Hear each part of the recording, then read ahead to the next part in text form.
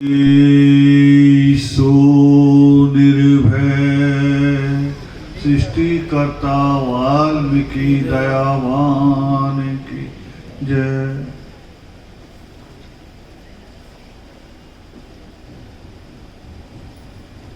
आज धर्म प्रेमियों में जय वाल्मीकि।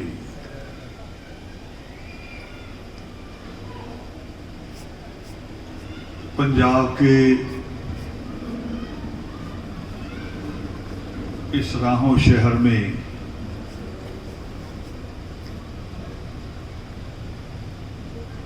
जो एक ऐतिहासिक जगह भी है और मैं अपना जीवन का अगर अनुभव कहूं तो हम यहां पर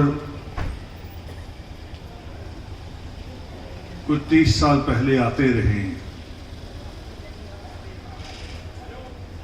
मगर उसके बावजूद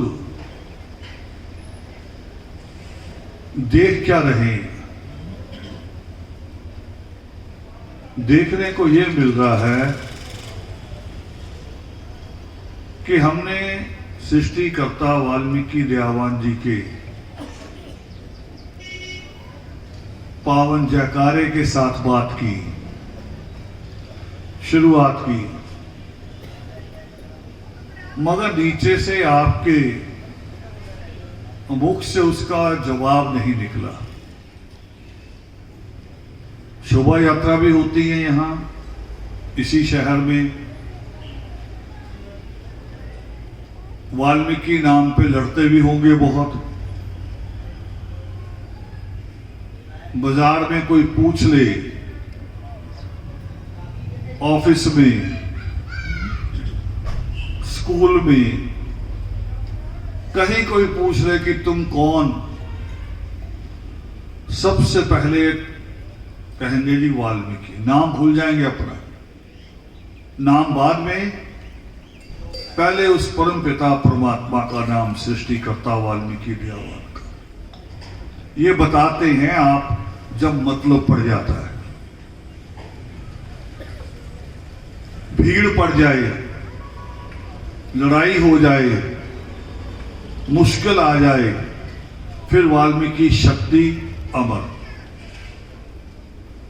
और यहां बैठे हैं तो मैंने जयकारे से बात शुरू की कि जो बोले सो निर्भय सृष्टिकर्ता वाल्मीकि दयावान की जय। ये भी आपके मुख से नहीं निकला। कहलाते वाल्मीकि डंके से, और डंका पता नहीं कैसा आपका बजता है कि फटा हुआ है, ये आपको पता होगा। दुनिया में कोई ऐसी कौम नहीं है जो अपने मजहब के खिलाफ हो, जो अपने ही धर्म के खिलाफ हो। वाल्मीकि कौम है,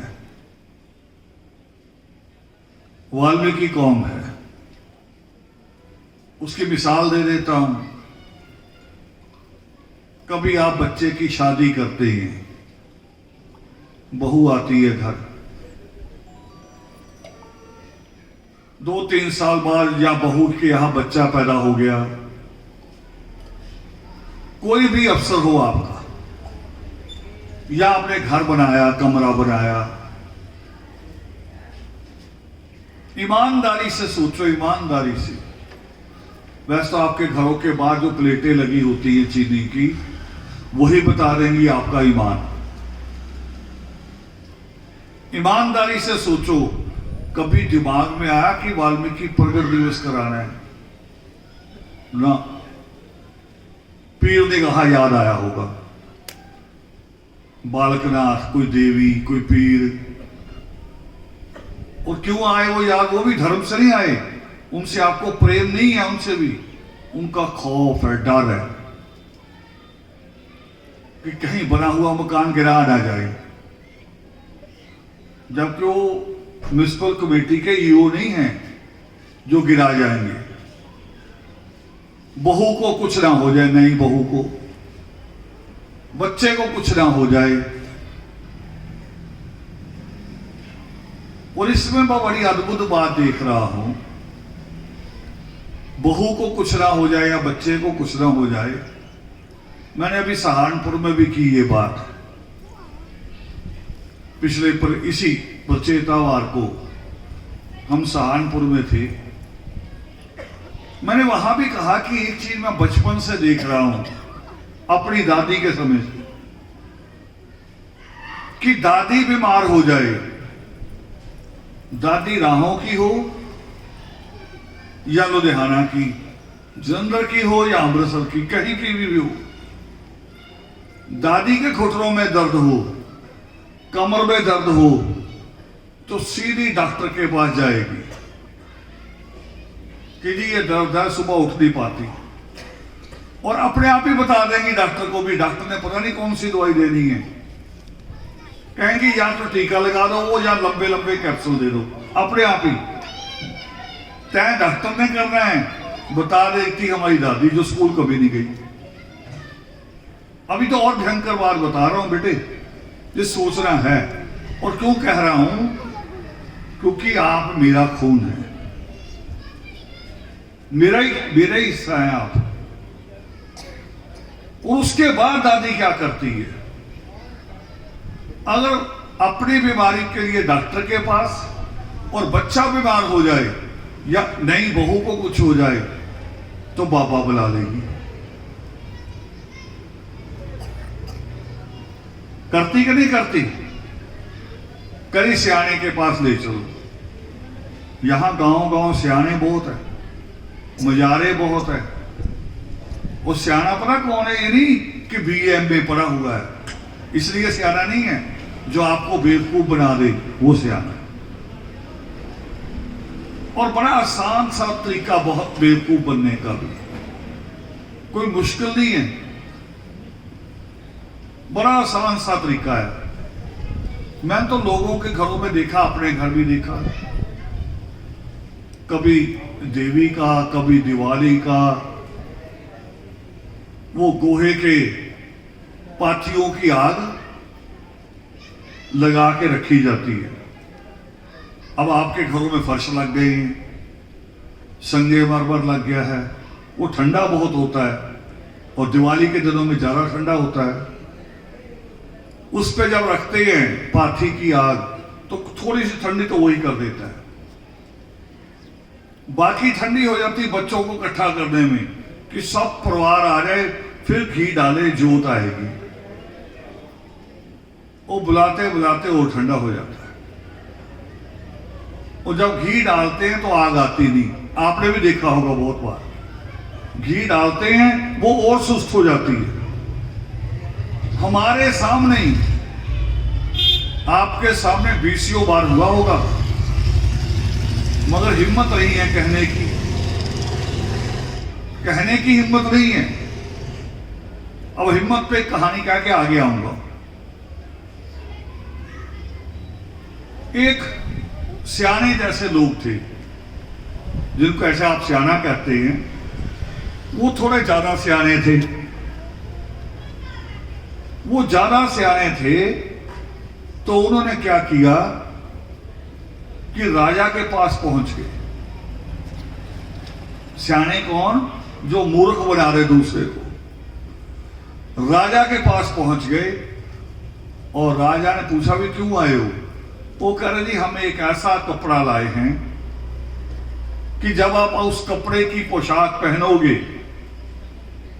आप जब पूरे रथ पे निकलोगे उसको पहन के, तो आपको अपने आप पता लग जाएगा कि आपके देश में कितने लोग मूर्ख हैं और कितने समझदार हैं। पोशाक पहनते ही राजा कह रहा, वो कैसे? कह रही वो पोशाक केवल समझदार लोगों को नजर आएगी। बेटे बिठा लो, बिठा लो। हाँ जी, ठीक, शुक्रिया जी आपका, बैठो बेटे, बैठ जाओ। कि आपकी पोशाक केवल जो समझदार लोग होंगे उनको नजर आएगी। अब राजा ने कहा समय कितना लगेगा? करीब 6 महीने लगेंगे और पैसा बहुत लगेगा। वो कह रहे पैसे की कोई चिंता नहीं, जितना पैसा चाहिए हो खजाने से ले लेना। मैंने बोल दिया पोशाक शुरू करो।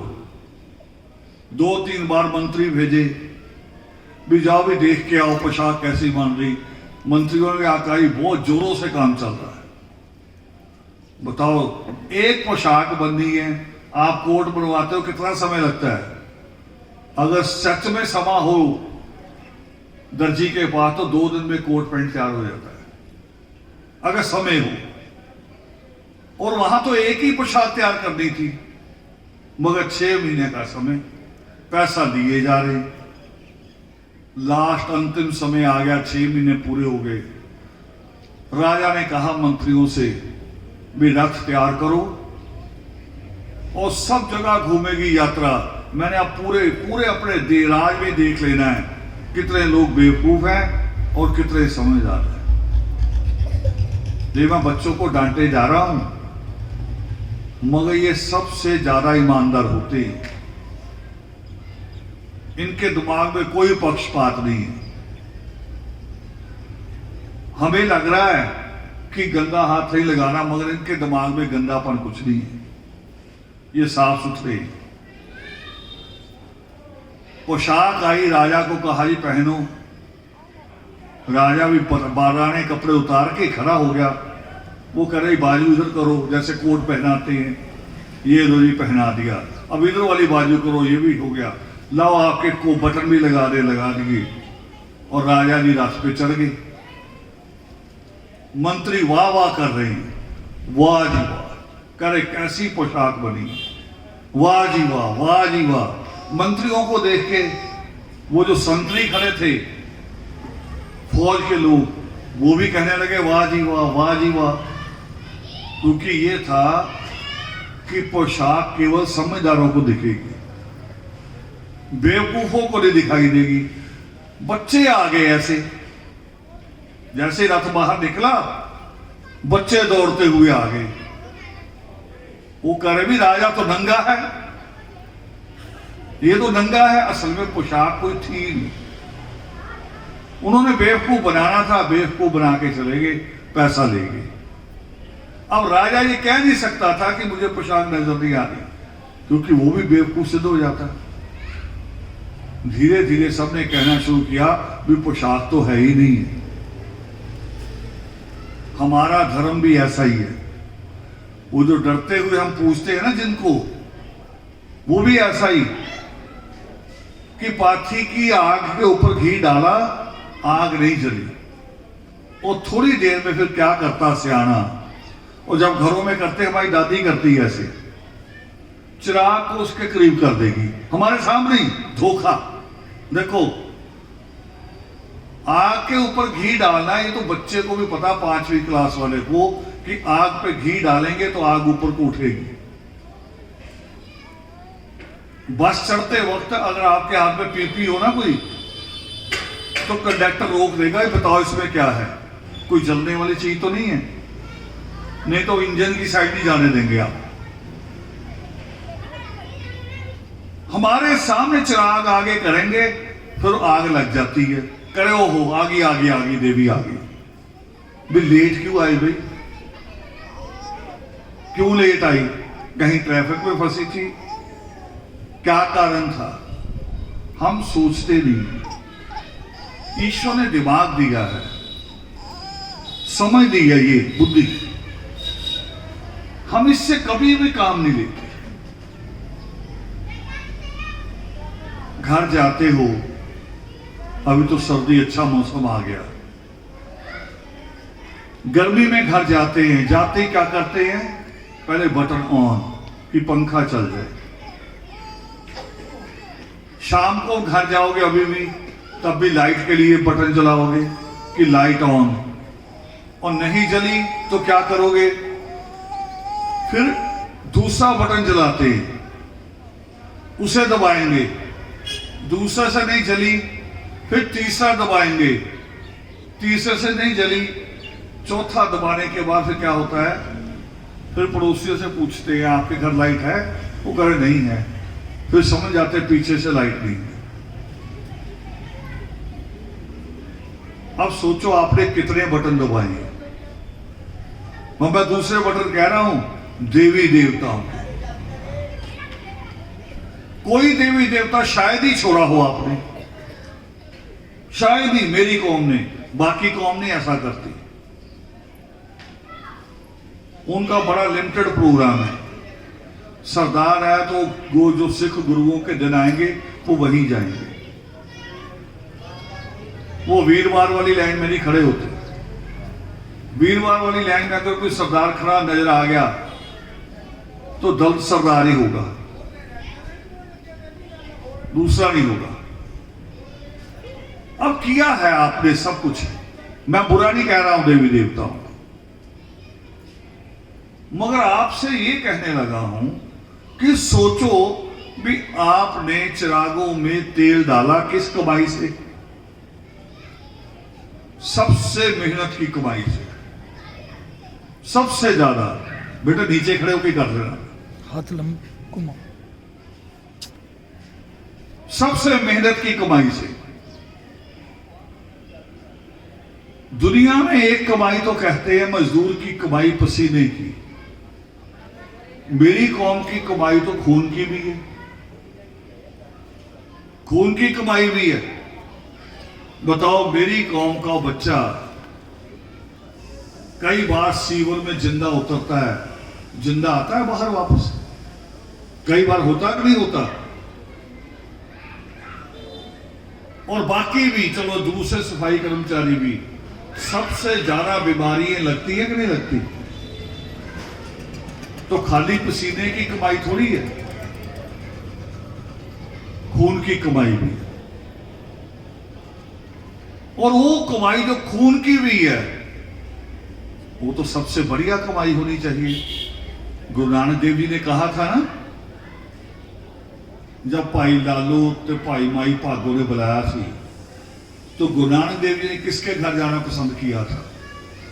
वो कह रहे जिसकी पसीने की कमाई है उसके घर जाऊंगा, उसकी रोटी खाऊंगा। जिसने दूसरों का खून चूसा है उसके घर जाकर रोटी नहीं खाऊंगा। तो हमारी कमाई तो किसी दूसरे के खून की तो नहीं है, हमने कोई बेईमानी की हो। ईमानदारी की कमाई, सबसे ईमानदारी की। और उसके बाद होता क्या है? होता यह है कि जैसे मेरी दादी थी, परदादी थी, वैसे ही आज बाकी कौम है, बदला कुछ भी नहीं। मैं अपने बचपन में देखता था, हमारे मोहल्ले में कोई लीडर आता था ऐसे ही वाल्मीकि मंदिर में। मेरे बचपन में भी हमारे दादा परदादा जो लोग उस वक्त प्रबंधक होते थे, उस वक्त भी वो एक ही लेटर लिख के दिया करते थे कि जी हमें नगर पालिका में पक्के कर दो।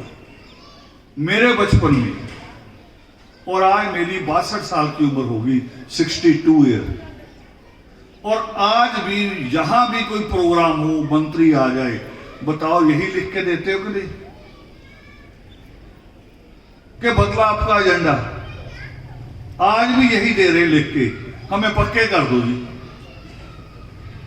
फिर सोचो, जो इतनी लंबी यात्राएं करते हो, नंगे पैर भी जाते मेरे लोग, कभी आपने राहों के बनिए को नहीं देखा होगा कि अपनी दुकान का शटर लगा के और 3 दिन के लिए कहे जी मैं पीर निगाहे जा रहा हूं, अब मैं बालकनाथ के जा रहा हूं, अब मैं गुग्गे के जा रहा हूं।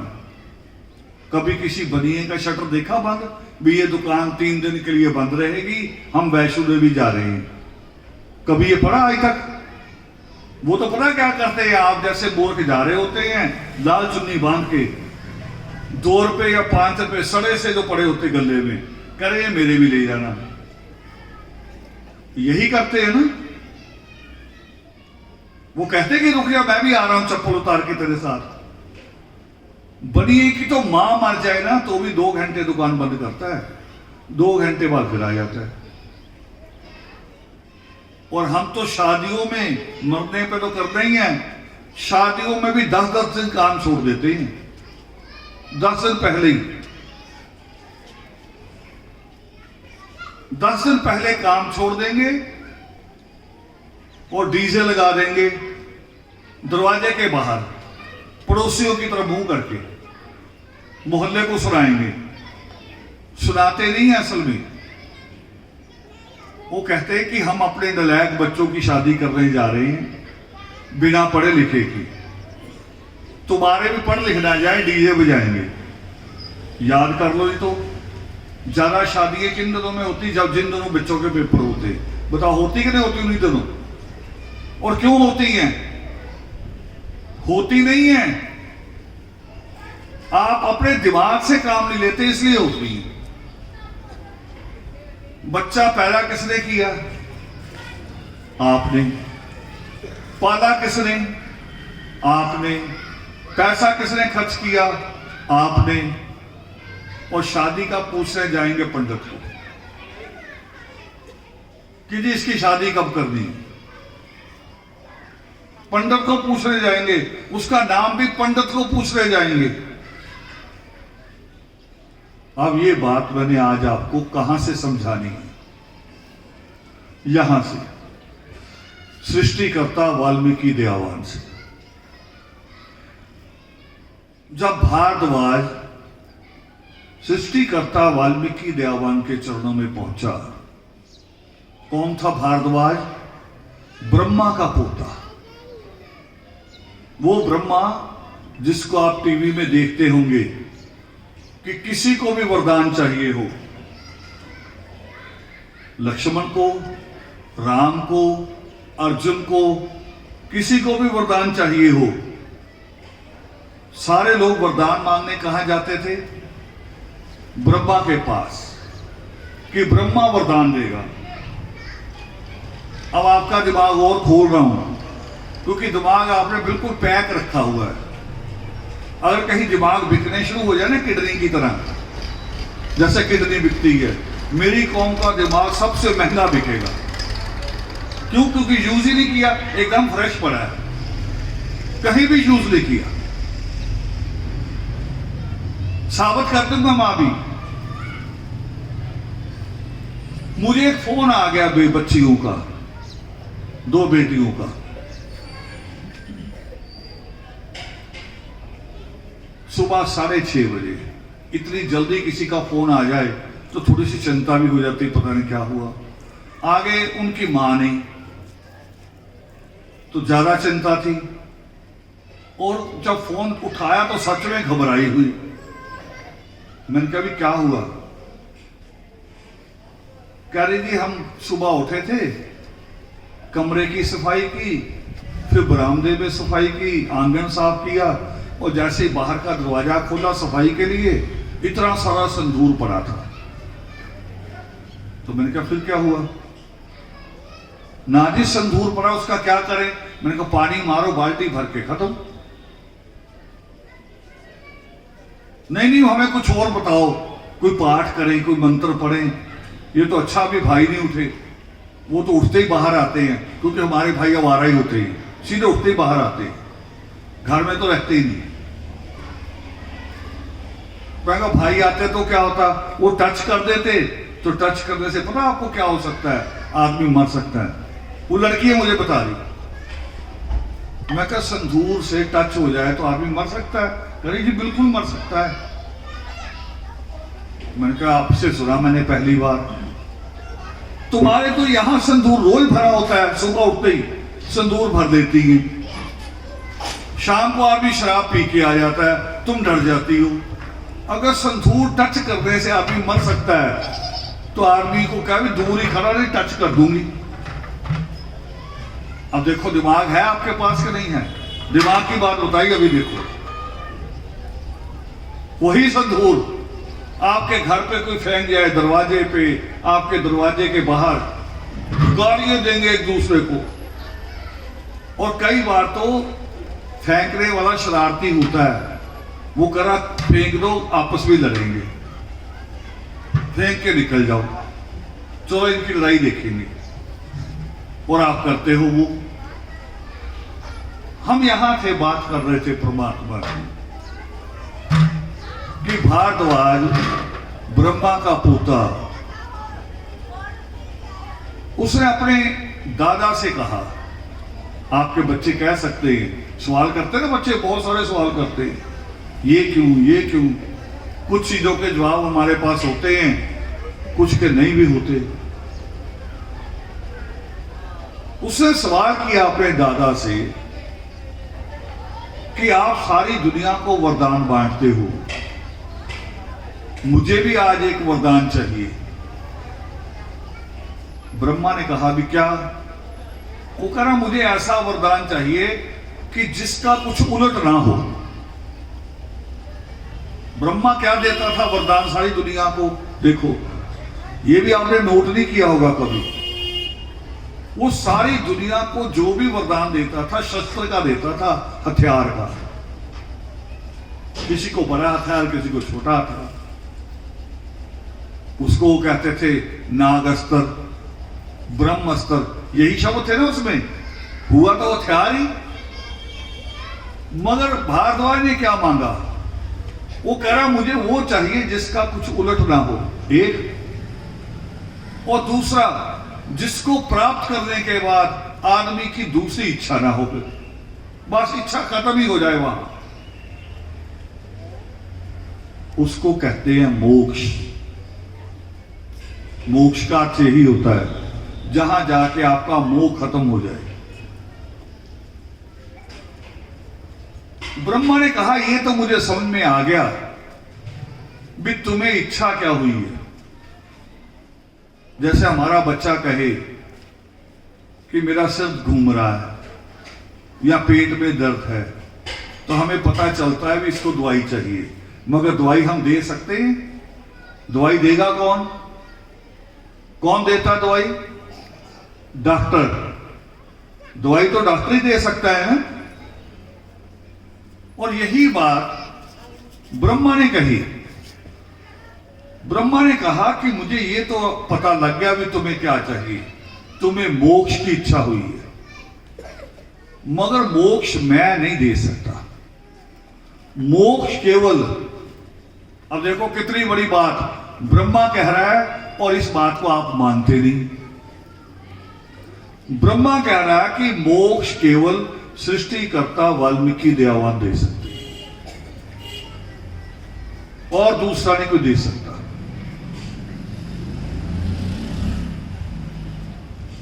मगर आपका यकीन ही नहीं। अगर ब्रह्मा कह रहा है कि सारी दुनिया का मालिक वो है, आप रोज नए मालिक ढूंढते हो।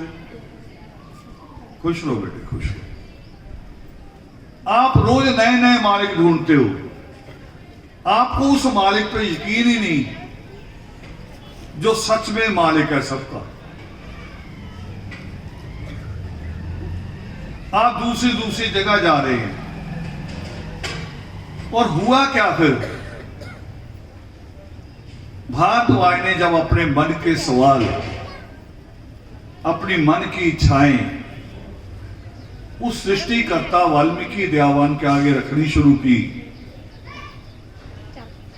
तो उस इच्छाओं में सबसे पहली वही इच्छा जो हम लोग आम लोग सोचते हैं, जो मैंने अभी कहा भी मकान बना लिया या दुकान बना ली, उसके अंदर किस दिन घुसना है, पंडित से पूछ के आएंगे।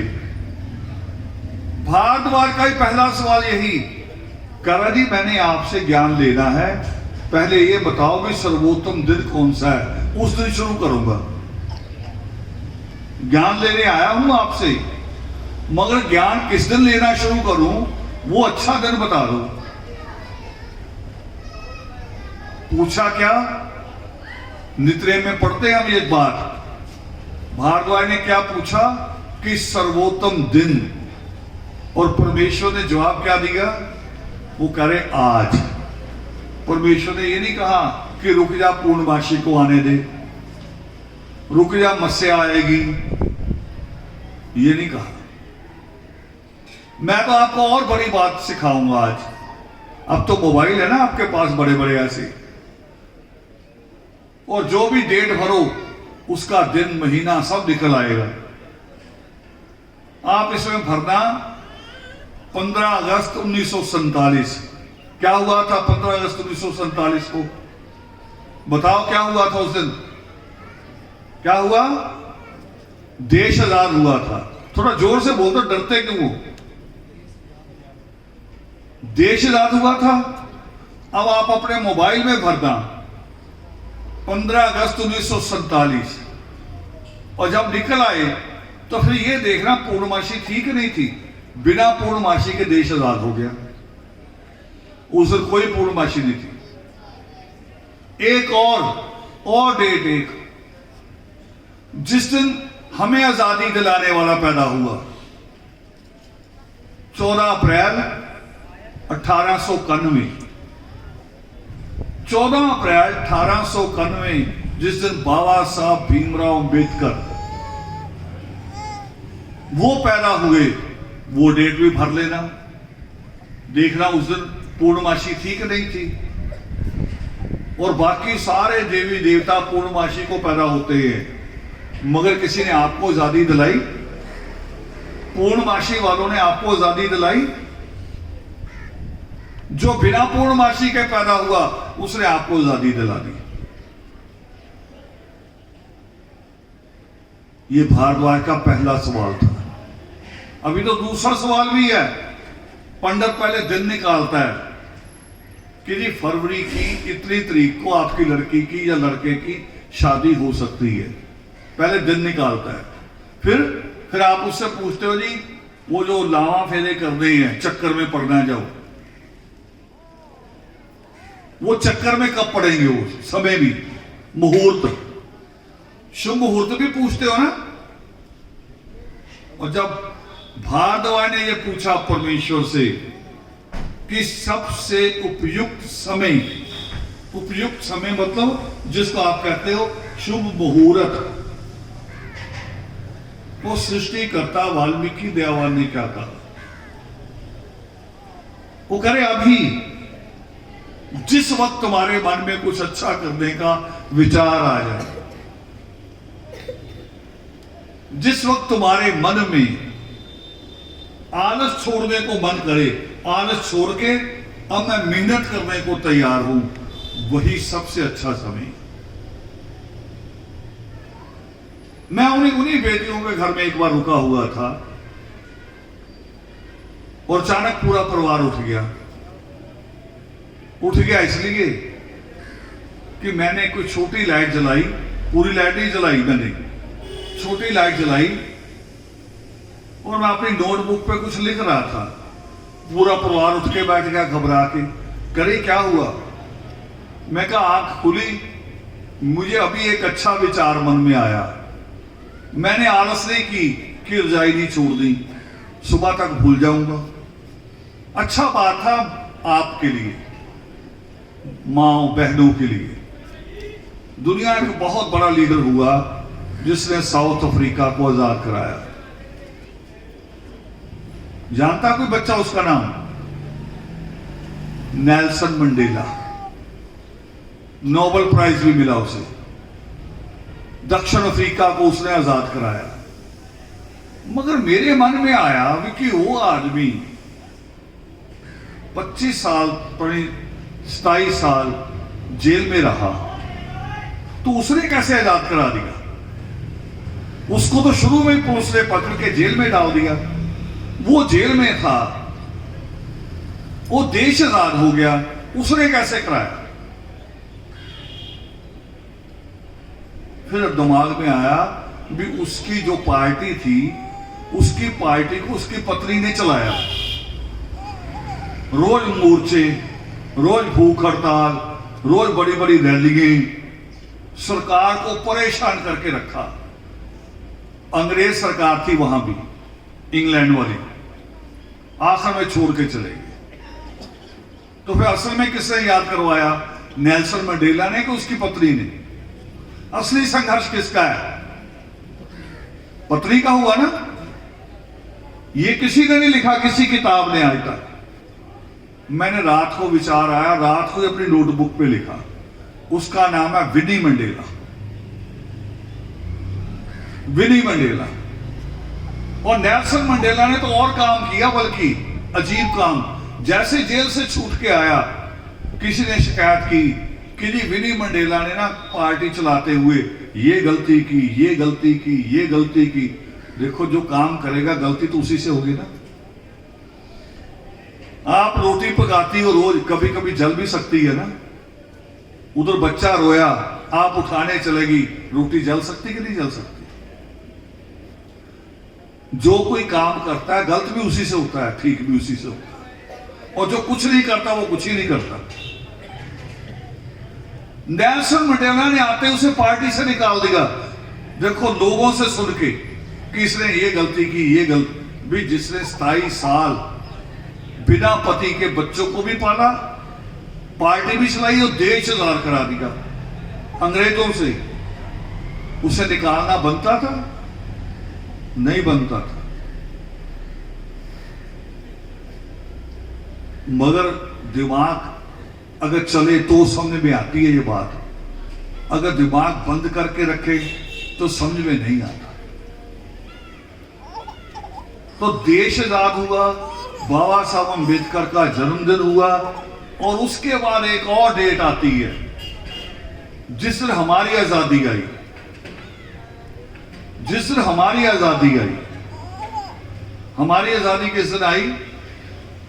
24 सितंबर 1932।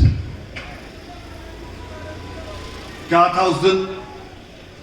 उस दिन हमारे लिए ये जो भी माइक लगा हुआ है, आपकी ये वाल्मीकि अनंत बना रखा आप लोगों ने, ये सूट पहन के बैठे हो नए नए, ये नए सूट पहनने का अधिकार नहीं था। अभी जो बाल खड़े करके घूमते हैं लड़के, ये बाल खड़े करने का अधिकार भी नहीं होता। ये 1932 में बाबा साहब अम्बेडकर ने अंग्रेज सरकार को बताया कि देश में दो गुलाम हैं, एक देश गुलाम है, देश अंग्रेजों का, और एक इन गुलामों के गुलाम हम हैं, हम इनके गुलाम हैं, हमें भी आजादी चाहिए। उस दिन तय हुआ कि आपको वोट भी मिलेगी, वोट का अधिकार होगा, आपके बच्चों को स्कूल जाने का अधिकार होगा, आप जिस रोड से निकलना चाहिए, नहीं तो ऐसे रोड बने हुए थे जिस रोड पे स्कूल और मंदिर हो वहां से हम नहीं निकल सकते थे, रोड से ही हम वहां से नहीं निकल सकते थे। ये बाबा साहब भीमराव अंबेडकर ने दिलाया। कब? 24 सितंबर 1932। वो डेट भी मोबाइल में भरना, उस दिन भी कोई पूर्णमासी नहीं थी, ना मसीहा थी, और हमें अधिकार मिल गए। नहीं, हमें अधिकार नहीं मिल सकता था। और आप अभी भी पंडित के पास फंसे हुए हो कि पंडित जी बताओ, शुभ दिन बताओ। अब मैं जो कहने जा रहा हूं उस पर गौर करना, मानना ना मानना आपकी मर्जी है। जब कभी भी बच्चे की शादी करो, चाहे लड़का हो या लड़की, पहले नोट करना पेपरों के दिनों में ना हो।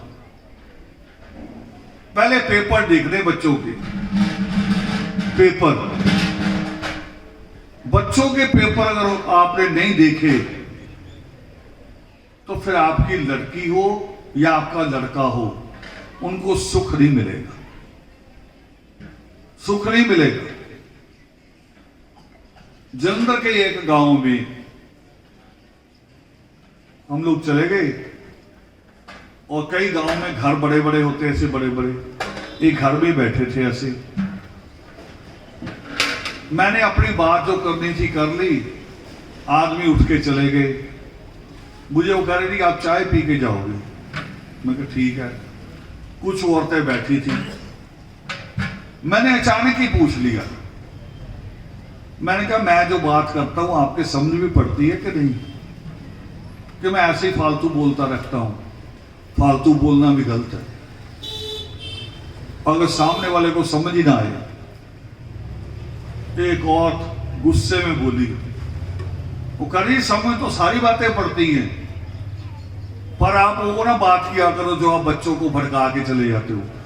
मैं कहा भड़का के? मैंने कौन सी बात ऐसी कही, मैं कौन सी बात? वो कह रही थी ये लड़की हमारी बैठी अपने चाचे के साथ गई थी कहीं, आपका सत्संग था, वहां चले गई थी चाचे के साथ।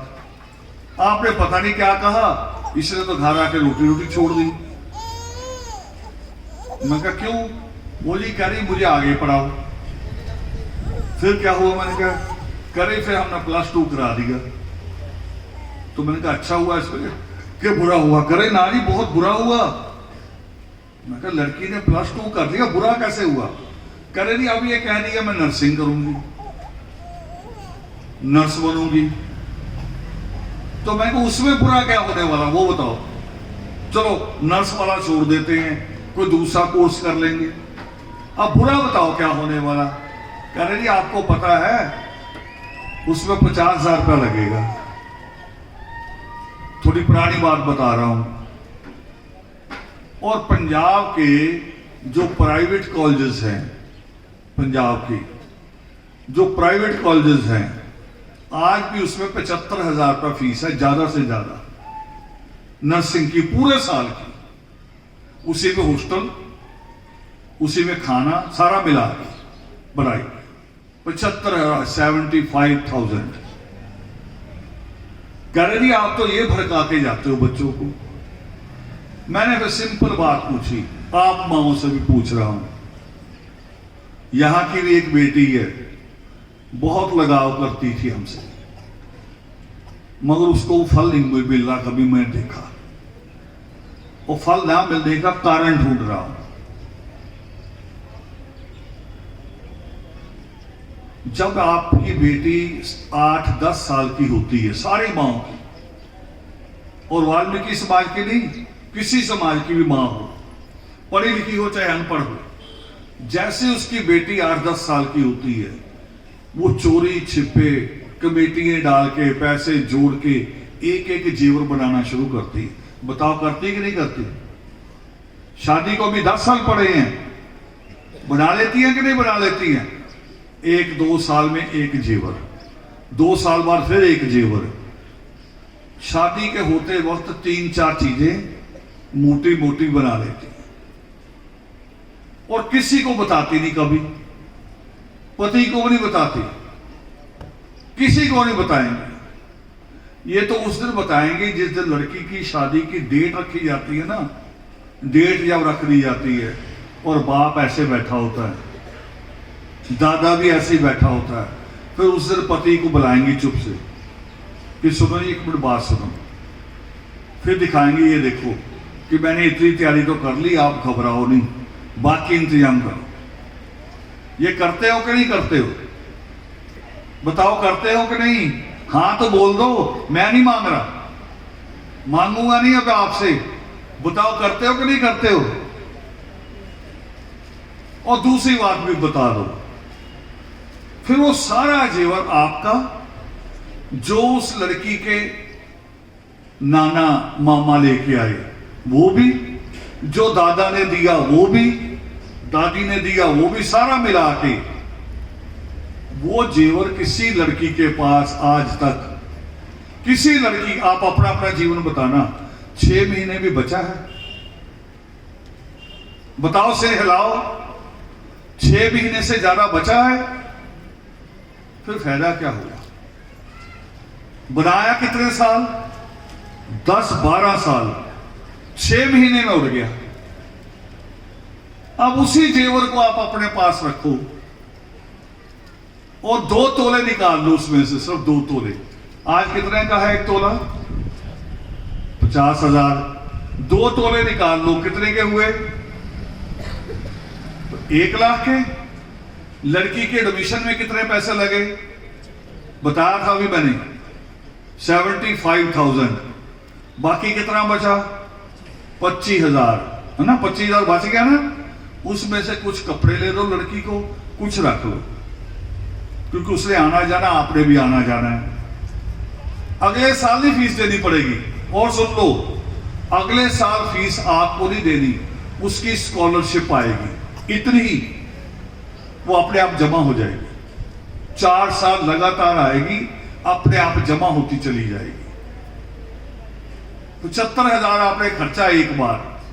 और जब लड़की अगर नर्स बन गई, ये BSc नर्सिंग कह रहा हूं, हल्के वाली नहीं, सबसे टॉप वाली।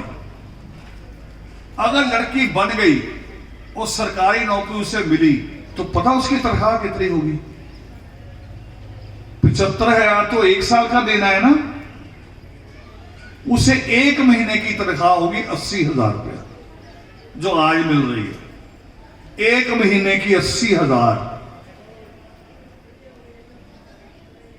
फिर वो लड़की जब कभी आपको जरूरत पड़ेगी, जब आपको, उसको नहीं, जब आपको जरूरत पड़ेगी, बताओ आपके बराबर आके खड़ी हो जाएगी कि नहीं खड़ी हो जाएगी? हो जाएगी कि नहीं? यही नया शहर की लड़की है, टीचर बनी है। हम लोगों ने उसका एडमिशन कराया, बीए का, एमए का, बीएड का। वो जब टीचर बनी तब मां बाप ने पहली बार अपना घर बनाया। पहली बार किराए के मकान में रहते थे, हम आते थे उनके घर, किराए के मकान में रुका करते थे। और जब टीचर बनी, मां बाप ने मकान बनाया, तब भी पूरा पैसा नहीं था। चलो बना के गेट छोड़ दिया, दरवाजे छोड़ दिए, फर्श छोड़ दिए, ढांचा सा बन गया। लड़की देखने आई, पता नहीं रक्षाबंधन पे आई, पता नहीं किस समय आई। देखने आई, अपने बाप को बैंक लेगी साथ। 2 लाख रुपया निकलवाया अपने अकाउंट से। बाप को कहा कि ये सारा मकान कंप्लीट कर, मुझे अधूरा नजर अच्छा नहीं लगता, क्योंकि तूने मुझे पूरा किया है, मेरी पढ़ाई पूरी की है, तेरा घर भी पूरा होना चाहिए। आपने कभी ऐसा सोचा? आपको बस उसकी चिंता रहती, पीर निगाहे की, बाबा देवी ने नाराज हो जाए। अरे कोई पीर देवी नाराज नहीं होते,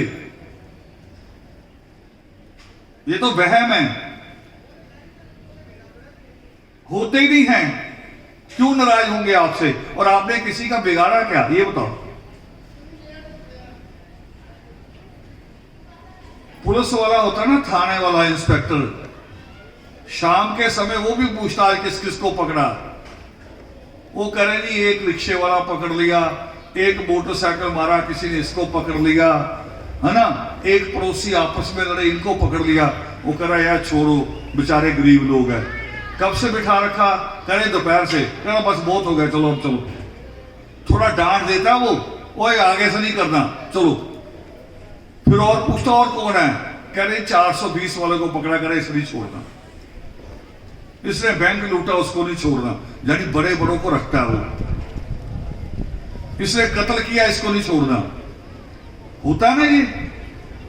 देवी देवता भी अगर मांगते तो आपसे क्यों मांगते? वो अडानी से मांगते, टाटा से मांगते, अंबानी से मांगते।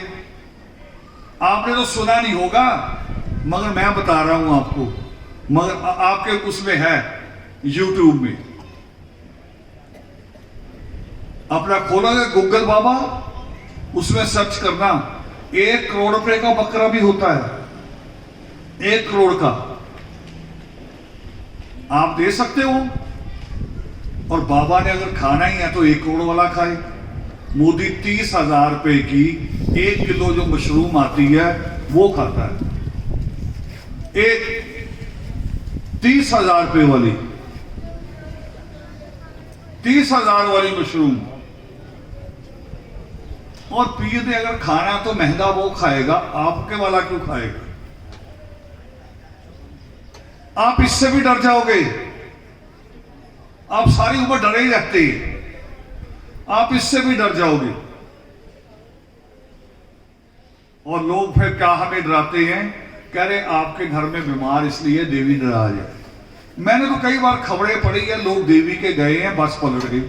यार वो तो गए हैं, उनकी क्यों पलटी है?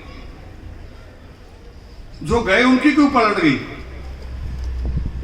जैसे फोटो भी गिरी है, ये गिरी इसलिए पीछे से बांध नहीं रखी, या हवा कहो, हवा में तो पेड़ उखड़ जाते बड़े बड़े, मगर आप वहम डाल लोगे। ये वहम से बाहर आना है। वहम और लालच, हम 2 तरह से धर्म को मानते हैं, या तो वहम से डरे हुए, या लालच से। कि नंगे पैर जाएंगे फिर ये मिलेगा।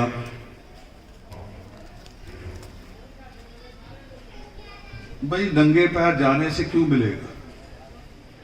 ईश्वर तो हमें पहले दिया है। आपको याद होता है कभी? देखो आपके जीवन की घटनाएं हम सबके, हमारा जन्म बाद में होता है, मां के पास दूध पहले आ जाता है। तो ईश्वर तो कभी कहता नहीं कि नहीं भी पहले कढ़ाई करना मेरी, पहले 10 बार नाक रगड़ दे, चल वाल्मीकि तीर्था मत्था टेक। ईश्वर ने कहा? नहीं कहा। उसे तो दिया ही दिया है। हमने जिस हवा में सांस लेनी वो हवा पहले से मौजूद है।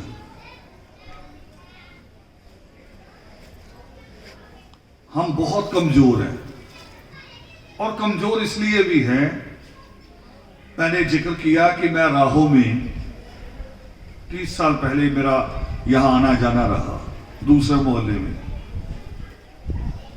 मगर हुआ क्या, एक अभी साथी बैठे थे, उठ के चले गए, ताराचंद भील जांडले से। और उस मोहल्ले से भी थे हमारे साथी दो थे, तो कई दो थोड़े जरा जो हजारा सब निकाल ले आगे को, बगल से निकालते निकालते आगे भटक गए। हमें चलने से पहले अपना रास्ता तय करना चाहिए, हमें जाना कहां। बस में बैठ के कंडक्टर से पूछोगे कि मुझे कहां जाना है? ये तो आपको तय करना है। आपका स्कूटर खराब हो जाए और रास्ते में डॉक्टर की दुकान आ जाए और डॉक्टर कहे कि यहां छोड़ जा, शाम को ले जाना है, ठीक कर दूंगा, कर देगा वो? हमारे लोग ऐसे ही करते हैं। बनाएंगे यहां सभा, वाल्मीकि सभा, वाल्मीकि नौजवान सभा बनाएंगे यहां से, फिर हादी देने चले जाएंगे लीडरों के यहां भी। फिर जब आपने वाल्मीकि सभा बनाई है तो आपकी हाजिरी वाल्मीकि तीर्थ पे होनी चाहिए, किसी लीडर के यहां नहीं होनी चाहिए। लीडर के यहां हाजिरी देने जाएंगे।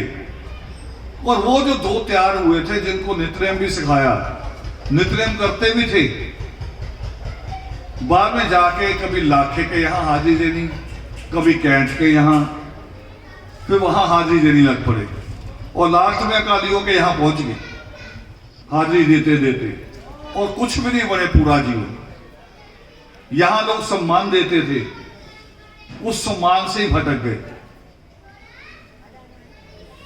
भटकना नहीं होना चाहिए। यह मैंने इसलिए कहा कि आप लोगों ने प्रयास किया, आज पैसा खर्च किया, साउंड भी पैसे से आता है, ये हार फूल प्रसाद हर चीज पैसे से आती है, मगर इसको कंटिन्यू करो लगातार, चाहे कम खर्चे में करो, चाहे आने पे चाय भी ना पिलाओ, वो खर्चा बचा लो, मगर करो लगातार। गुरुद्वारा लगातार खुलता ना, सुबह शाम मंदिर भी खुलता है, मुसलमान 5 बार जाता है, और हमारे यहां कितनी बार होता है? साल में 1 बार। और वो भी बात हम सीखते कुछ नहीं है, सीखते कुछ नहीं। हाँ, हुल्ला बस रोड के ऊपर डांस कर लिया, झांकियां निकाल ली, नारे लगा लिए, दुकानों को डरा दिया, कर करा के थक हार के घर आ जाते। अब सीखना क्या है ये भी समझ लो। सीखना क्या है और जरूरी है जो सीखना। सीखना ये जरूरी है, जैसे आप सिख को कहो कि तू मेरे जैसा ही है, तेरे भी 2 हाथ पैर है, मेरे भी 2 हाथ पैर, फिर तुमने ये पगड़ी क्यों बांध रखी है? मुझे इसका ज्ञान दे। तो सिख क्या कहेगा कि मेरे गुरुओं का हुक्म, गुरुओं ने कहा है इसलिए बांध रखी है। आप मुसलमान को पूछो, सवाल कर लो, भाई मंदिर वाले तो 2 टाइम जाते हैं, गुरुद्वारे वाले भी 2 टाइम जाते हैं, तुम 5 बार क्यों जाते हो दिन में? वो कहेगा मेरे पैगंबरों का हुक्म है। आपको पूछे जी आप कौन हो, जैसे मैंने शुरू में कहा, अब दोबारा वहीं आ जाओ। मैंने आपको क्या कहा, आप कौन? आप कहते हम वाल्मीकि। हो नहीं, झूठे हो आप, झूठ में वाल्मीकि हो, पूछते नहीं हो, मानते नहीं हो। हम वाल्मीकि, और आपको क्यों पूछे कि अच्छा चलो बताओ सृष्टिकर्ता वाल्मीकि दयावान का आपके लिए हुक्म क्या है, दे देंगे हम जवाब। है कोई जवाब हमारी कौम के पास? कोई जवाब नहीं। आज मैं आपको जवाब सिखा के जा रहा हूं। आपने जितने भी चित्र देखे होंगे सृष्टिकर्ता वाल्मीकि दयावान, ज्यादा से ज्यादा बचपन से लेके आज तक, उन सारे चित्रों में उनके हाथ में आपको क्या नजर आया होगा? क्या नजर आता है? जोर से बोल दो, कलम। बस यही शिक्षा है असल में। मैं भारद्वाज की बात कर रहा था ना, भारद्वाज क्या क्या पूछ रहा था? सर्वोत्तम दिन, परमात्मा का क्या जवाब था? आज। सबसे उपयुक्त समय, परमात्मा का क्या जवाब था? अभी। सबसे बड़ी बाधा, परमात्मा का क्या जवाब था? अधिक बोलना। सबसे बड़ा पाप, ईश्वर का क्या जवाब था? भय। और आप भय ही मान रहे हैं। ईश्वर ने कहा सबसे बड़ा पाप है भय। आप मुझे प्यार से जय वाल्मीकि कहो, वो अच्छी है। अगर आप मुझे डर के कहो कि इसको जय वाल्मीकि नहीं कही तो कहीं कुछ बुराई ना कह जाए, वो जय वाल्मीकि ठीक नहीं, वो अदब ठीक नहीं। दिल से आना चाहिए। तो हमें परमेश्वर ने जो बात कही, वो जब भारद्वाज पूछता जा रहा था आगे से आगे, तो उसी में भारद्वाज ने पूछा एक सवाल कि फिर जो लोग तप करते हैं, दान करते हैं, तीर्थ यात्राएं करते हैं,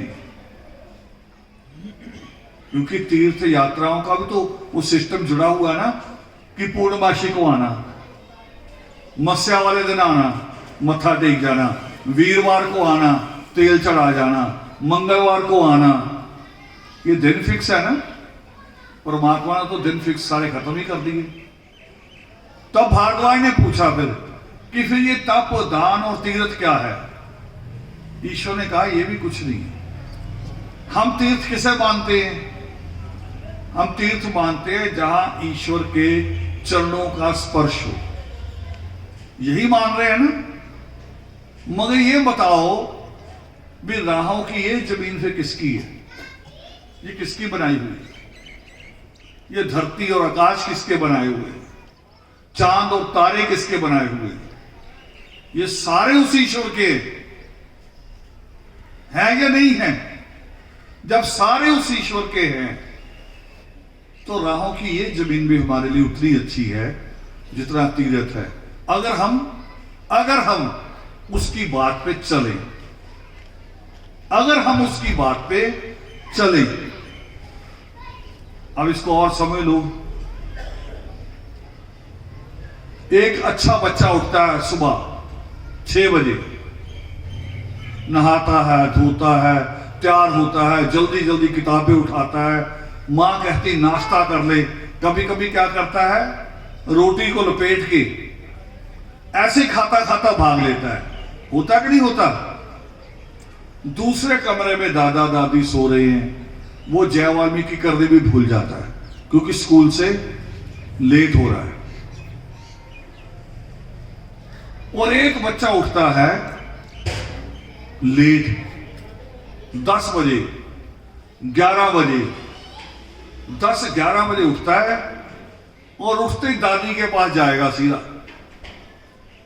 दादी भी उठ चुकी है, चाय भी पी चुकी है, वो फिर भी दादी के घुटने दबाने शुरू कर देगा। दादी ने कहा भी नहीं कि ये दुख रहे हैं दबा दे।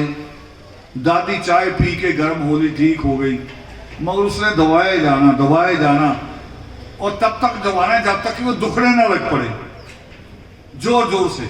फिर दादी समझ जाती कि ये आवारा है, इसको 50 रुपए चाहिए आवारागर्दी के लिए। बताओ दादियां समझ जाती है कि नहीं? समझती है ना। और ऐसे ही कोई ईश्वर के आगे बार बार मत्था टेके जाए, बार बार मत्था टेके जाए।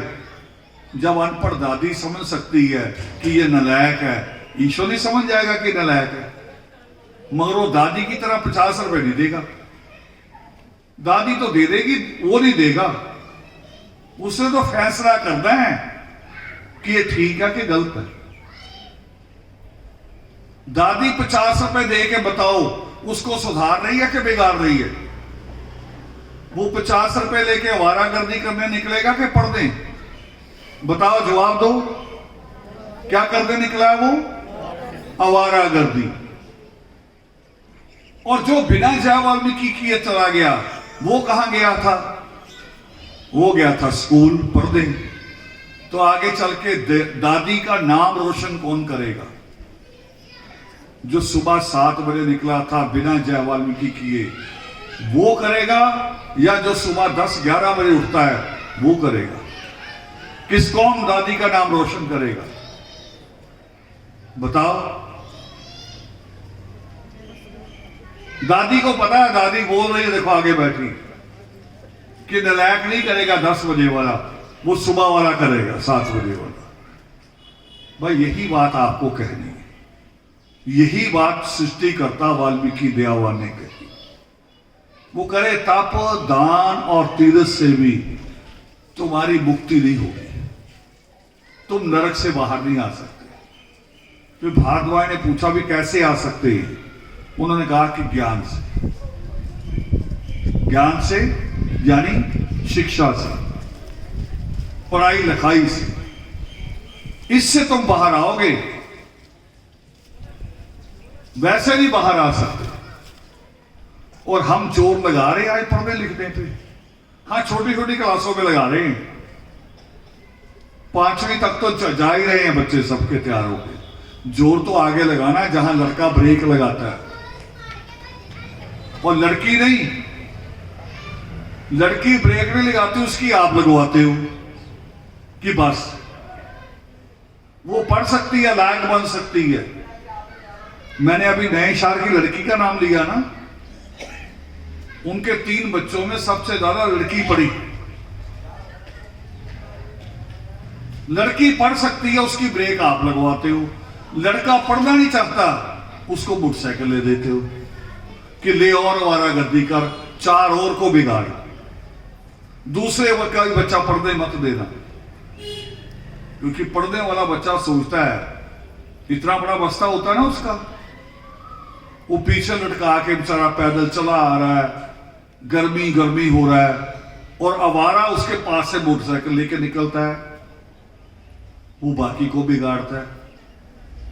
अब ये किसने सोचना है?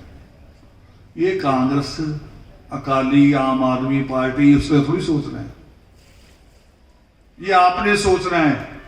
और वो जो आपके घरों में सियाने आते हैं झाड़ फूक करने, ये उन्होंने भी नहीं सोचना। अब एक नया सियाना भी आना शुरू हो गया। नया सियाना वो कौन सा है? पादरी। एक और सियाना आ रहा है आपके घरों में आजकल। वो क्या करता है? आते ही इधर उधर देखता है आपके घर में, उसकी ऐनक का नंबर अलग ही है। आते क्या कहेगा? कहेगा आपके घर में बदरू है। देखो, जहां हमारे बच्चे जन्म ले रहे हैं, पल रहे हैं, बड़े हो रहे हैं, उसी घर में कहेगा बदरू है। अरे घर में तो एक मच्छर हो तो उसका भी पता चल जाता कि मच्छर है, पता चल जाता कि नहीं।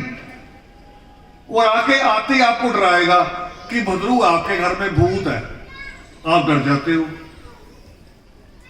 और सृष्टिकर्ता वाल्मीकि दयावान क्या कहते हैं? वो कह रहे भूत होता ही नहीं है, भूत नहीं होता। और नहीं तो अपने आप याद करो, आपको कितने भूत याद है। जो नया नया मरा होगा वो आपको याद है, पुराने आप भूल जाते हैं। बताओ, पुराने भूत याद है आपको? 20 साल पहले वाला, 40 साल पहले वाला, सारे भूल गए। जो नया नया ताजा ताजा मरा हो, आपने देखा हो उसको, बस उससे आप डरते फिरते हैं। रात को इस गली से नहीं निकलना, उस गली से नहीं निकलना। भूत नहीं होता, और देखना हो तो आ भी जाएगा। देखो, होता नहीं है, मैं ये कह रहा हूं यकीन से, मगर आ जाएगा। आएगा क्या वो भी बता देता हूं। ये उंगली ऐसे उंगलियों में डाल दो अपने हाथ की, और छाती पे रख के जो नया नया मरा हो, ये उंगलियां ऐसे उंगलियों में डाल के छाती पे रख लेनी है। जो ताजा ताजा मरा हो उसको याद करते करते सो जाओ। आधे घंटे बाद आपका सांस रुक जाएगी, भड़क के उठोगे, आंख खुलेगी मगर हिल नहीं सकते। आंख खुल जाएगी, आवाज भी नहीं निकलेगी, चीखना चाहो चीख नहीं निकलेगी। आपको लगेगा कि भूत यहां बैठा है, होगा कुछ भी नहीं। ये केवल खून का दौरा रोका आपका और आपको याद करवाया। आप याद करते करते सोए हैं, इसलिए डरे हुए हैं पहले ही। अब कैसे बचना है? देखो, कोई मंत्र नहीं। मैं ये भी नहीं कह रहा कि जय वाल्मीकि कहना, कुछ नहीं। पैर का अंगूठा हिलाना, हिल जाएगा, केवल वही हिल सकता उस वक्त। पैर का अंगूठा, देखो आपको लगता होगा कभी कि पैर के अंगूठे का क्या काम है, ये लगा के तो कहीं कहीं राशन भी मिल जाता है। आज आ गया ना काम। पैर का अंगूठा ऐसे हिलाना, जैसे ही अंगूठा हिला पूरा पैर हिल जाएगा। पैर जैसे हिला ये खुल जाएगा, कोई भूत नहीं। डरे हुए हो आप कि भूत है भूत है भूत है, और पादरी ये डराने आता है, उसी लालच से आपको जोड़ता है। बताओ, सबसे ज्यादा हॉस्पिटल किसके हैं, अंग्रेजों के या हमारे? बताओ किसके ज्यादा? लोग जो ज्यादा बड़ा बीमारी हो जाती है, इलाज कराने पाकिस्तान जाते हैं कि अमेरिका? कहां जाते हैं? अमेरिका किनका देश है? पादरियों का ही है ना। फिर वहां वाले हॉस्पिटल बंद करो, पादरी खड़े कर दो। 1 करोड़ रुपया लगता है कैंसर के इलाज वालों को। अभी ऋषि कपूर करा के आया बेचारा, बचा उसके बाद भी। पादरियों के शहर से करा के आया, तब भी डेथ हो गई। 1 करोड़ रुपया, गरीब तो सोच ही नहीं सकता। हमारा तो मकान भी नहीं उतरेगा। फिर पादरियों को चाहिए सारे हॉस्पिटलों के बाहर खड़े हो जाएं, जैसे पेशेंट आए दुआ करे कि घर ले जाए, चल ठीक। और हुआ क्या? आप देखो, आपकी मेमोरी, फिर आपको कह रहा हूं कि इससे काम नहीं लेते आप, बड़ा फ्रेश दिमाग है आपका। अभी कोरोना हुआ था 2 साल पहले, सारे स्कूल कॉलेज बंद, सारी दुकानें बंद, पादरियों की भी दुकानें बंद हुई थी, आपको पता नहीं। मंदिर गुरुद्वारे भी बंद हुए थे। सारे पादरी भाग गए थे चर्चों को ताला लगा के। जो कहते थे ना कि मैं दुआ करूंगा, हाथ जहां रख लो, जहां दर्द है ठीक हो जाएगा, एक पादरी नजर नहीं आया।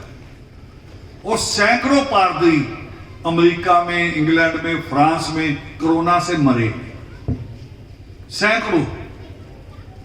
दुनिया में बेटे 2 ताकतें होती हैं, एक वो परमात्मा, एक आप आत्मा। बस मुझे भी अगर आप कहो ना, मैं हाथ रखूं सिर पे, कुछ नहीं, इस हाथ में कुछ नहीं है।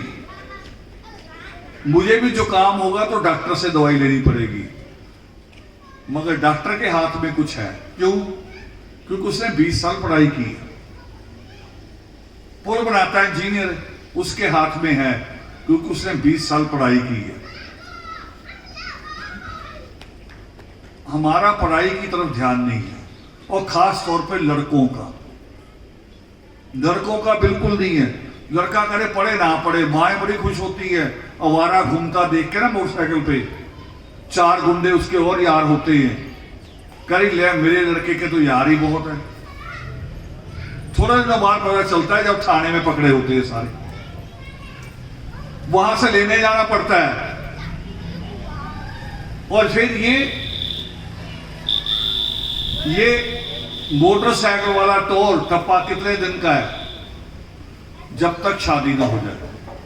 जिस दिन शादी हो जाती है उस दिन सब खत्म, सारा कुछ खत्म हो जाता है। इसलिए कहने आया हूं कि सृष्टिकर्ता वाल्मीकि दयावान के हाथ में क्या है? बोलो दोबारा, कलम। और कलम पे जोर लगाना हमने अपने बच्चों के हाथ में आ जाए। शादियों का जोर हटा दो, 10-10 दिन शादियों में जाते हो ना, वो बंद कर दो। शादी आ जाए किसी की भी, और अगर वो आके घर आके डब्बा देंगे ना, कार्ड देंगे, समझो आपकी मुसीबत। औरत ने आते ही आपके सिर पे चढ़ जाना, लो जी वो डब्बा खुद दे के गए हैं, कार्ड दे के गए हैं, अब जाना तो बनता ही है, और कुछ दिन पहले जाना है। मैं तो बिना 5 सूट के नहीं जाऊंगी, नए 5 लाऊंगी। ईमानदारी से कोई आवाज दे देना मुझे, शादी का एक सूट शादी में पहनने वाला कितने का बनता है? आराम से बता दो, बहुत महंगा वाला नहीं, श्रीदेवी वाला नहीं कह रहा, जो मेरी माएं पहनती, कितने का बनता है? 2000 बोलते। और 5 सूट कितने के हो गए? 10,000 के। ये तो हुए केवल पत्नी के। फिर बच्चों के, उनके भी लेने पड़ेंगे। अभी लेन देन भी करना है, वो हमारे यहां कुछ दे गए, हम उनके कुछ दे के आएंगे। चलो वो तो सामाजिक काम अच्छा है। और आदमी भी साथ ही होता है। जब औरतें सूट ले रही होती, इधर आएगा तो यही, और औरतें कहती जी आप भी कुछ ले लो जी।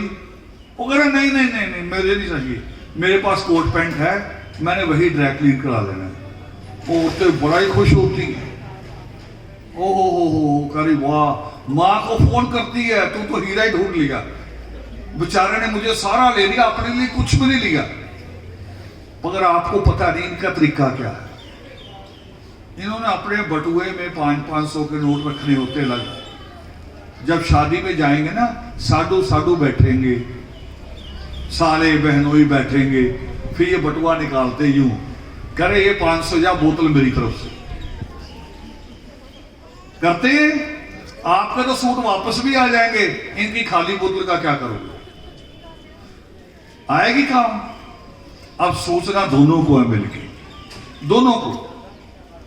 कमाई आपकी ही है, 500 की बोतल भी आपकी, सूट भी आपका। मगर यही पैसा अगर आप अपने बच्चों की शिक्षा पे लगा दो, 20 साल कहा ना मैंने, 20 साल में डॉक्टर बन जाता है, 20 साल में इंजीनियर, तो 20 साल में मां की उम्र कितनी होगी? जब उसका बच्चा 20 साल का होगा, मां की उम्र कितनी होगी? 40। 40 साल में आपके जीवन में स्वर्ग आ जाएगा। जो इतने साल चिराग करने से नहीं आया, आपका बच्चा अगर डॉक्टर बन गया, वकील बन गया, जज बन गया, तो 4-5 साल वो मेहनत करने के बाद मां को कहेगा कि मां चल तुम्हें दुबई लेके चलो, चल तुम्हें सिंगापुर दिखा के लाऊं। तुमने तो टीवी में ही सुना होगा ना, सिंगापुर हांगकांग, चल तो दिखा के लाओ। मगर तुम्हारे ऊपर है, ये इन माओं पे। मेरी ही बेटी ही हो, मेरी मां के सिर पे गंदगी की टोकरी थी, मैंने देखी थी, वो नहीं मैं बदल सकता था, मगर बेटियों को तो बदल सकता हूं ना। ये करना है, और शिक्षा यहां से है। अब सीधी सी सिंपल अंतिम बात खत्म। जो दादी के घुटने दबाए वो अच्छा, या जो दादी की बात माने वो अच्छा? कौन अच्छा? जो बात माने। तो जो ईश्वर के आगे ज्यादा बार नाक रगड़े वो अच्छा, या जो ईश्वर की बात माने वो अच्छा? कौन अच्छा? जो बात माने। तो ईश्वर की कलम कहती है कि बच्चों को स्कूल पहुंचाओ, वो अच्छा है। इस पे स्कंद एक बार बस प्रण कर लो एक बार, 20 साल में पूरी कौम बदल जाएगी। पूरी कौम बदल जाएगी। जिनके आपने कड़ाइयां चढ़ाई, जिनको आप हर साल याद करते हो, दादी तो कहेगी मुझे अवासियां आ रही हैं, बाबा बुला रहा है, अवासियां आ रही है, देवी बुला रही है। वो बाबा साहब अम्बेडकर याद ही नहीं, जिसने सारा कुछ दिला दिया, जिसकी वजह से बड़े से बड़ा आदमी झोली फैला के आपके आगे आता है कि मुझे वोट दे दो। आपके आगे लाखपति करोड़पति को भिखारी बना के खड़ा कर दिया बाबा साहब अम्बेडकर ने, पीर निगाहे ने नहीं किया। पीर निगाहे का तो और काम है कि आप केवल पैसा चढ़ा सकते हो। वहां की तो कई ऐसी धर्मशालाएं हैं जिनमें आप रुक नहीं सकते ये बता के कि मैं वाल्मीकि हूं। बालकनाथ के भी, वैष्णो देवी के भी, आप वहां ठोक के कहो हम वाल्मीकि आए हैं, खोलो धर्मशाला का कमरा, वो कहेंगे बाहर हो जाओ, नहीं डंडे मारेंगे। बताओ होता कि नहीं होता? आप बेइज्जती करा के भी हट रहे वहां से, समझ ही नहीं रहे। और जिस दिन यहां आ गए, फिर सृष्टिकर्ता वाल्मीकि दयावान का कथन है कि जननी और जन्मभूमि स्वर्ग से भी बढ़कर है। फिर मेरी मां सच में स्वर्ग में होगी, सच में। जिसका बेटा जज हो जाएगा, बताओ वो स्वर्ग में होगी कि नहीं होगी? दादी भी, उस दादी को जिसका बेटा इंस्पेक्टर बन जाए पोता, उसको कैप्सूल खाने पड़ेंगे उठने के लिए? वो तो पूरी राहों में घूमती फिरेगी कि मेरा पोता इंस्पेक्टर है, मेरा पोता इंस्पेक्टर है। सारे रोग दूर हो जाएंगे। आप करवा चौथ रख रख के कह रही हैं उम्र बढ़ाएंगे, करवा चौथ की जरूरत नहीं है, भूखे रहने की, बच्चे को पढ़ाने की जरूरत है, उसकी जरूरत है। तो बहुत सालों बाद में आया, रंज था, दुख था कि हमने एक मूवमेंट राहों में खड़ी की थी, राहों में खड़ी की थी, मगर राहों के लोगों ने, राहों के ही दो साथियों ने उस मूवमेंट को ऐसे किया जैसे ना कोई खीर बना के उसमें राख डाल दे, बाद में स्वाप आ दे उधर। वो दोनों ने ये दर्द, ये हमें दुख था। और आज आए हैं, आज साथियों से उम्मीद करेंगे कि आप लोग ऐसा नहीं करोगे, आप लोग इस विचार को आगे फैलाओगे। ये विचार जितना आगे फैलेगा उतना ही हमारे लिए अच्छा होगा, उतना ही सुधार आएगा, उतना ही सुख आएगा, उतनी ही शांति आएगी। इन्हीं शब्दों के साथ आप सबके बीच में विराजमान आदि अनादि परमात्मा को सादर नमन। जय वाल्मीकि।